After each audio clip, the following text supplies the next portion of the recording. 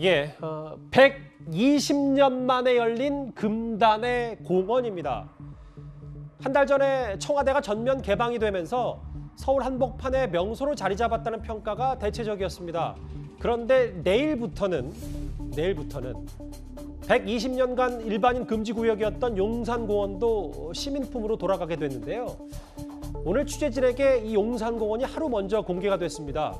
저도 참 궁금한데 화면부터 먼저 만나보겠습니다.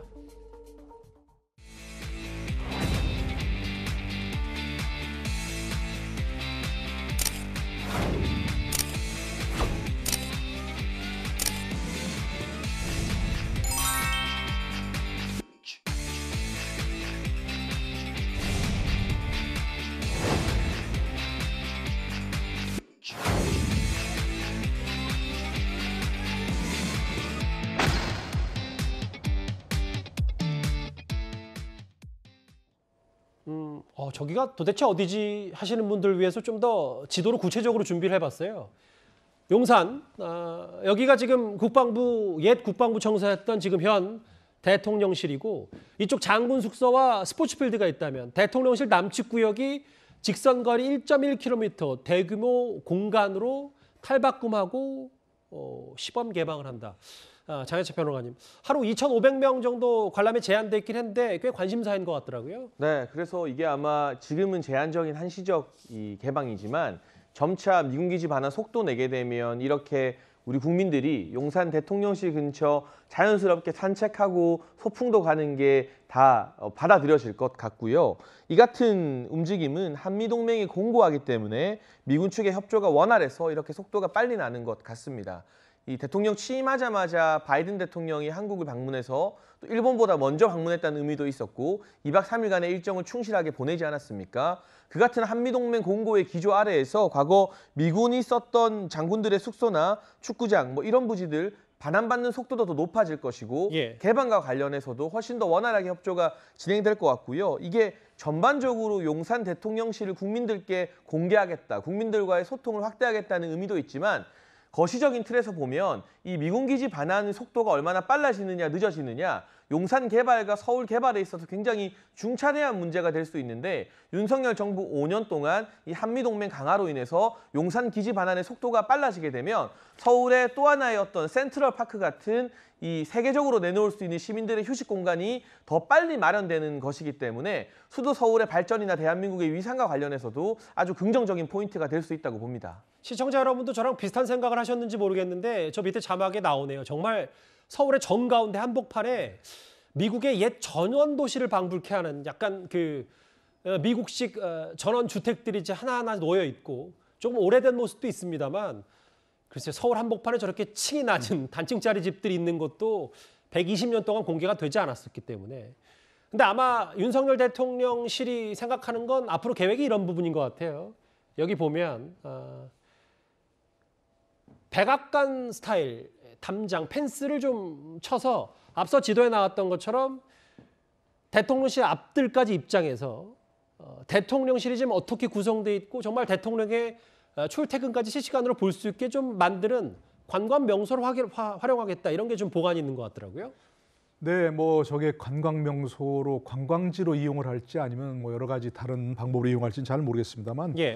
저도 아까 그 자막에 나온 거 정말 동의하는 게 저도 가볼 기회가 한 번 있었는데 식사도 하고 했는데 너무나 이국적이에요. 이국적이고 정말 전형적인 미국의 그런 주택가 이런 생각의 분위기가 있고 그런데요.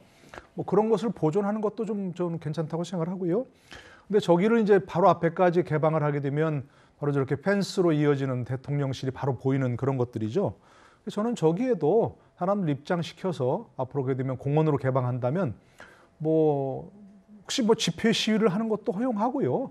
그러면서 기회가 된다면 윤석열 대통령도 시위대와 대화도 좀 나누고 또 대통령실 관계자들이 나와서 저런 데 함께해서 대화도 나누고 해서 집회 시위를 하는 그런 것을 표현하는 국민들의 어떤 불만도 좀 들어주는 그런 것도 한번 여러 가지 그런 풍경을 좀 보고 싶어요.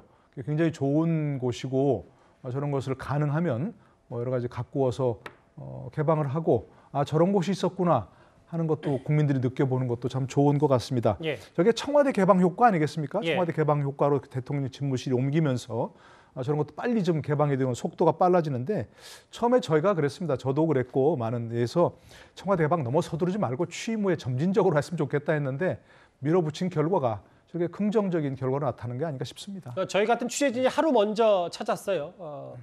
화면에 좀 담았는데 뭐 글쎄요 쉽게 눈을 뗄 수 없을 정도로 좀 새로운 화면들이기 때문에 여기 화면을 좀 볼까요? 아까 말씀하셨던 것처럼 1950년대 미국 건축 양식 그대로 장군 숙소구역도 그렇고 바람정원을 좀 꾸며서 이 대통령실 바로 앞을 카페 거리로 좀 조성하겠다. 그리고 체육 시설들도 좀 적절히 활용하겠다.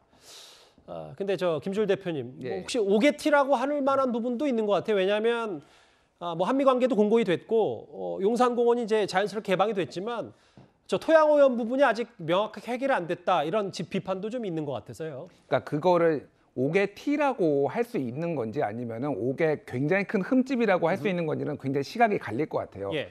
그러니까 지금 좀 저는 문제가 좀 약간 심각하다고 봅니다. 왜 심각하냐고 보냐면은 한국환경공단에서 이거는 공단이니까 그 공신력 있는데 여기 보고서를 냈는데 지금 미군 반환기지의 66%가 독성 물질이 지금 나왔다라는 예. 거예요. 샘플을 이렇게 해보니까 60% 이상의 독성 물질이 나왔는데 이게 어떤 것들이냐면은 벤젠, 다이옥신, 그래서 소위 말하는 1급 발암성 물질이에요. 그러니까 한마디로 얘기하면 석유 기름 유출이 있어가지고 용산 미군 기지가 굉장히 오랫동안 토양이 오염됐다. 이거는 다들 아실 겁니다. 예. 지금 이 상황이 근데 이거를 오염을 제거를 해야 되냐, 누가 제거를 하느냐에 가지고 미국하고 한국하고 지금까지 줄다리기를 했는데 이거를 빨리 공원을 개장해야 되니까 한국이 이제 받은 거예요. 그러면 이거를 오염을 제거를 할 수가 있느냐? 그럼 우리가 오염을 제거한 다음에 미국에 비용을 청구할 수 있느냐? 이런 문제가 있고.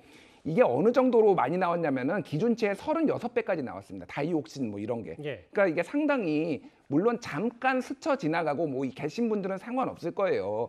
근데 거기에 자주 간다든지 이런 분들에는 건강에 분명히 위험이 있을 수 있거든요. 상주 직원들은 좀 걱정할 부분이 있단 말씀이신 거죠? 그렇죠. 예. 그러면 아니면 여기 관리하는 분들 이런 것들은 어떻게 이게 장기적으로는 암을 유발할 수 있다라는 위험성이 있기 때문에 그게 제가 공포를 하는 게 그러니까 뭐 조장하는 게 아니라 실제 있는 데이터들만 제가 말씀드린 거예요. 이것들이 분명히 우려가 있고 이 부분을 어떻게 해소를 할지를 대통령실이 윤석열 정부가 조금 플랜을 마련해야 될 것 같습니다. 내일이 6월 10일이니까 윤 대통령 취임 딱 한 달이 되는데 내일 그동안 한 세기 정도 금단의 땅이었던 이 용산공원이 물론 뭐 2,500명의 딱 하나입니다만 시민들에게 개방이 됩니다. 내일도 저희 한번 잘 지켜볼 텐데요.